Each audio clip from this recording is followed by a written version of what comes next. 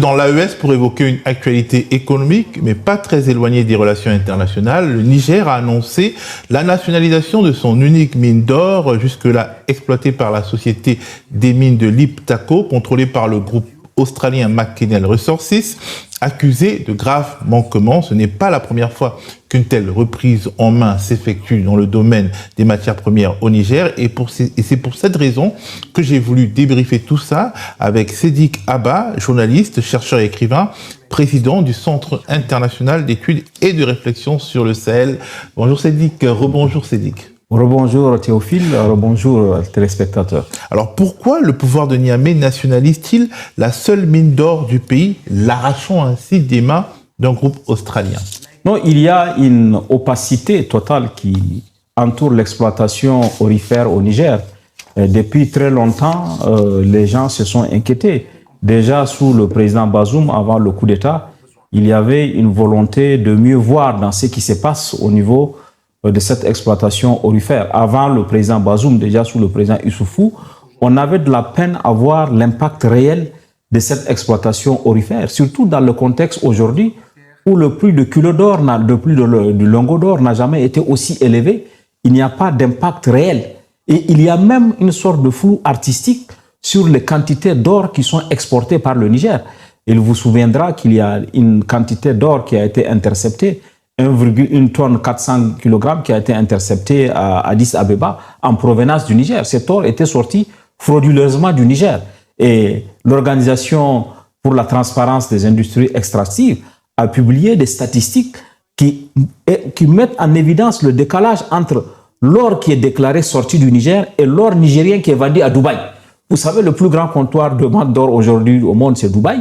Et il y a donc des décalages entre l'or qui est effectivement déclaré aux douanes nigériennes et l'or qui est à Dubaï comptabilisé comme l'or. Donc, il y a une volonté aujourd'hui de reprendre en main cela pour avoir un meilleur regard, pour que l'or du Niger profite d'abord au Niger et aux Nigériens avant de profiter à quelqu'un d'autre. Je crois que c'est dans cette dynamique qu'il faut comprendre cette volonté de nationalisation de la mine du Liptako-Gourma. Alors, c'est pas une première au Niger, hein. On a cette histoire de nationalisation des ressources des matières premières. On a également parlé de la nationalisation des mines d'uranium. On en avait parlé d'ailleurs d'un certain nombre de champs miniers. Il y a une reprise en main de l'État également. Oui, parce que par le passé, je l'ai dit avec un petit sourire, mais il s'est passé que par le passé, l'exploitation des mines du Niger n'a pas profité au Niger ni aux Nigériens. Vous imaginez, il y a d'abord les mines et le pétrole. Aujourd'hui, il y a une société, Soraz, la société de raffinerie de Zander, qui est aux mains des Chinois. Le Niger n'a que 34%, les Chinois n'a que 66%. Quand vous prenez l'uranium, c'est la même chose. Orano à 64%, le Niger à 34%. Donc, il y a eu quand même par le passé des circonstances dans lesquelles on n'a pas bien négocié. On n'a pas négocié au mieux des intérêts du Niger les différents contrats, et la mise en œuvre aussi du contrat n'a pas eu de réel impact. Vous prenez par exemple le secteur de l'uranium. La France, son énergie, l'électricité en France est presque pour 2/3 d'origine nucléaire. Et son principal fournisseur a été pendant longtemps le Niger. Le Niger a un taux d'accès à l'électricité qui ne dépasse pas 30%. Ça veut dire que pendant longtemps, on a pris l'uranium du Niger sans avoir eu pour agenda d'accompagner les Nigériens aussi pour qu'ils puissent accéder à l'électricité, même si elle n'est pas nucléaire. EDF qui achète l'électricité aurait pu accompagner les Nigériens pour avoir un taux respectable quand même d'accès à l'électricité. Il n'est pas normal que des pays comme le Togo ou le Bénin qui n'ont pas l'uranium aient de taux d'accès à l'électricité plus que le Niger. Donc, il y a un problème et je crois qu'il y a aujourd'hui une volonté de corriger. Je ne suis pas sûr que toute la rhétorique qu'on entend disant qu'il y a une volonté de chasser de l'AES, les multinationales, soit totalement juste. Mais il y a aujourd'hui une volonté de construire un nouveau rapport de force. Vous imaginez, dans un pays voisin du Niger, une société multinationale exploite l'or, elle a 90%, et le pays à 10%. Donc, il y a quelque chose qui ne va pas, je pense, qu'il est tout à fait légitime d'essayer de construire un nouveau type de relation, un nouveau rapport de force Et les multinationales sont heurtées parce que ce n'est pas dans leur culture. Elles, dans leur culture, c'est de venir dérouler, dire ce qu'il faut faire et puis repartir. Donc aujourd'hui, le contexte a changé et je crois que les militaires ont compris qu'il y a une demande qu'il faut satisfaire. Et ils essaient de satisfaire. Une demande sociale. Il y a une demande sociale, il y a une revendication. Pendant longtemps au Niger, il y a eu une organisation pour la transparence dans les industries extractives. Il y a eu le ROTAB qui a mené des luttes pour qu'on sache, pour qu'on publie les contrats miniers, pour qu'on sache ce que ça rapporte au pays. Et ce changement de paradigme est en train de s'opérer. À mon avis, il faut l'accompagner. Il ne s'agit pas de faire peur seulement aux industries, il faut l'accompagner. Et il faut faire en sorte aussi que toute cette revendication s'accompagne aussi du transfert de technologie. Vous savez, quand il y a eu, c'est pas anecdotique, quand en septembre 2010, il y a eu l'enlèvement à Arlit, dans le nord du Niger, des employés de Areva à l'époque et de Vinci, 7 personnes qui ont été enlevées. Quand les expatriés sont partis, les mines se sont arrêtées. Parce que pendant 50 ans, pendant 40 ans à l'époque, on n'a pas fait de transfert de technologie pour former les Nigériens pour qu'ils puissent eux-mêmes être capables demain de mettre en service les machines. C'est la même chose aujourd'hui que se produit avec les Chinois dans le pétrole. Il n'y a pas un transfert de technologie. Quand il y a une maintenance à faire à la Soraz, à Zender, c'est les Chinois qui font la maintenance. Si les Chinois ne font pas la maintenance, on ne peut pas faire la maintenance. Donc il faut que, à côté de cette revendication légitime qui est portée par les États du Sahel, par l'AES, il faut aussi s'assurer du transfert de technologie. Il faut aussi s'assurer du fait que de nouveaux bailleurs de fonds vont venir et éviter de penser que, par exemple, si on remplace le russe par les autres, ça va être mieux. Non, il faut négocier au mieux des intérêts du pays. Il ne s'agit pas de remplacer quelqu'un par un autre, mais il s'agit aujourd'hui de changer de paradigme pour que les mines profitent d'abord au pays. Parce que jusqu'ici, les mines n'ont pas... Le Niger a accédé au statut de pays producteur du pétrole en 2011. Je ne suis pas sûr que ça ait fondamentalement changé la vie des Nigériens. Donc, il faut repenser l'exploitation des ressources minières, peut-être même aller vers la possibilité que certaines matières soient et une première transformation avant d'être exportées, parce qu'aujourd'hui, elles ne profitent pas fondamentalement au pays, elles profitent plus aux multinationales ou à des pays qu'aux pays qui les produisent. Alors, est-ce qu'on peut parler au Niger, avec la reprise en main sur l'or, l'uranium et puis les tensions autour du pétrole, d'une inflexion stratégique de fond? Ah oui, non, moi je le pense. Je pense qu'aujourd'hui, que ce soit au Niger, que ce soit au Burkina, il faut, la Banque mondiale a sorti un rapport sur le Burkina qui prouve que comment dire, le produit intérieur brut du Burkina a progressé ces 2 dernières années. Au Niger, le Niger affiche un taux de croissance un des meilleurs de l'Union économique et monétaire ouest-africaine de 8%, sans doute porté par les exportations pétrolières. Mais il y a aujourd'hui une volonté de changer fondamentalement de paradigme dans les rapports avec les multinationales, dans le rapport avec l'exploitation minière. Il faut que les ressources, je crois qu'il y a une volonté pour que les ressources minières de ces pays-là profitent d'abord au pays et ensuite aux partenaires, et non d'abord aux multinationales et aux partenaires, et puis en dernier ressort aux populations. Je crois qu'il y a aujourd'hui un changement stratégique, il y a aussi une orientation, même un changement de paradigme dont il faut tenir compte. Et je pense que, quelle que soit la situation, plus rien ne sera comme avant pour les multinationales qui sont vraiment habituées à ce qu'on leur déroule les tapis rouges, qui ne sont pas habituées à ce qu'elles soient contrariées, même quand ce qu'elles disent n'est pas acceptable. Voilà. Et vous savez que déjà sous le président Tandja en 2009, il y a eu ce déplacement de Sarkozy qui est allé jusqu'à Niamey voir le président Tandja pour négocier, pour arriver à l'acquisition du permis minier de Imuraren.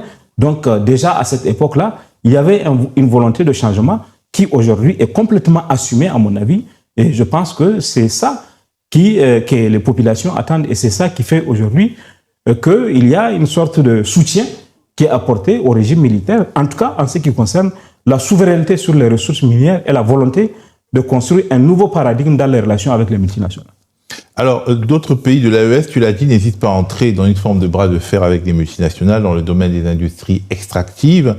Comment arrivent-elles à se créer des marges de manœuvre? Oui, il y a eu ces derniers temps, dans tous les pays, les 3 pays de l'AES, de nouveaux codes miniers.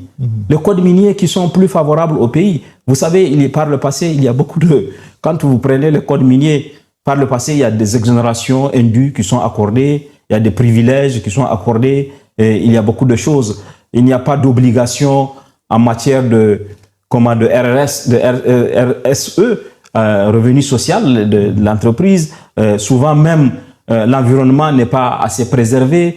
Quand on creuse des mines, on ne prend pas soin d'accompagner. Donc, il y avait beaucoup de choses qui n'étaient pas intégrées. Et aujourd'hui, quand vous prenez un code minier comme celui du Mali, il est dit que le Mali peut obtenir en nature. C'est-à-dire que si vous exploitez de l'or, l'État peut vous prendre au titre de ce que vous lui devez, des quantités d'or qu'il peut revendre. Donc, il y a une évolution de ça. Et je crois que les pays misent beaucoup sur le nouveau code minier, avec un nouveau régime fiscal, avec moins d'exonération et aussi la possibilité d'attirer des investisseurs.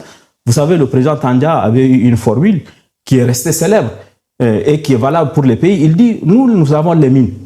Les multinationales qui viennent, elles ont le sceau. Si elles veulent, elles peuvent partir avec leur sceau. Quelqu'un d'autre va venir. La mine, elle ne partira pas. Mais quelqu'un d'autre qui a le sceau va venir avec son sceau. Et je crois qu'il y a cette conviction que l'or intéresse le monde entier. Et si Barrick Gold décide de partir du Mali, d'autres personnes viendront. Si Areva décide de partir du Niger, d'autres personnes viendront. Donc, il y a cette volonté, il y a ce contexte international qui est favorable à ce changement. Et il y a aussi le fait que, par le passé, vous savez, et ce n'est pas un secret, beaucoup de multinationales ont été accompagnées par leur État dans les relations qu'elles ont avec nos États. C'est-à-dire que ce n'est pas une affaire entre Orano et le Niger. C'est une affaire entre Orano, la France et le Niger. Il y a eu des interventions. Et si vous prenez d'autres secteurs aussi, c'est la même chose. Et que l'Élysée ou le Quai d'Orsay ou d'autres institutions puissent intervenir au profit des entreprises françaises. C'est déjà arrivé. Et souvent, ça met nos pays en position de faiblesse. Il faut dire les choses. Parce qu'il y a que l'Élysée souhaite qu'on donne une ligne, une fréquence à Air France, par exemple, dans tel pays. S'il y a une intervention, c'est clair que ça va être regardé, non pas comme la volonté d'une entreprise privée qui veut arriver, mais moi je me souviens, j'ai écrit un livre qui s'appelle « La junte militaire et ses 10 affaires secrètes », c'est pas une publicité, mais dans laquelle, lorsque Madame Anne Lauvergeon est arrivée au Niger, les gens étaient en train de faire un débat au gouvernement pour savoir si on ne va pas lui rendre les honneurs militaires. Parce que, voilà, ici, comme un chef d'État ou un chef de gouvernement. Anne qui était la patronne de. Qui était la patronne d'Areva à l'époque. Ça montre quand même le type de rapport de force qui peut se créer et l'état d'esprit que cela a pu induire dans nos pays.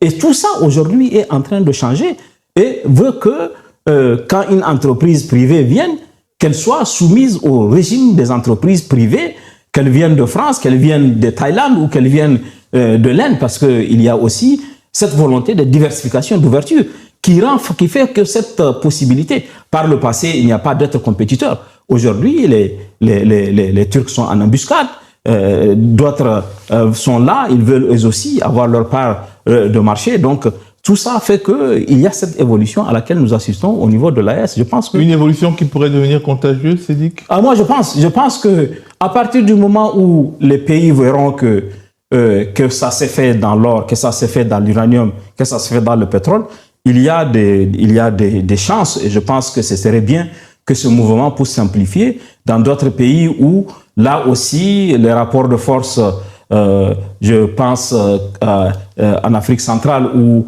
certaines multinationales du pétrole ont pu exploiter le pétrole sans que les pays sachent véritablement combien c'est exporté, combien c'est vendu.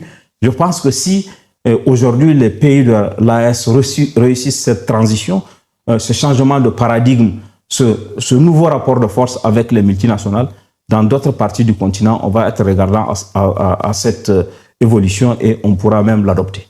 Merci Sédic. Alors, vous avez bien compris, vous avez bien écouté la vidéo, vous avez très bien écouté, certainement. Donc, faites-vous votre idée, commentez, likez, partagez. N'oubliez pas de vous abonner, de nous laisser un petit pouce en haut pour liker, merci.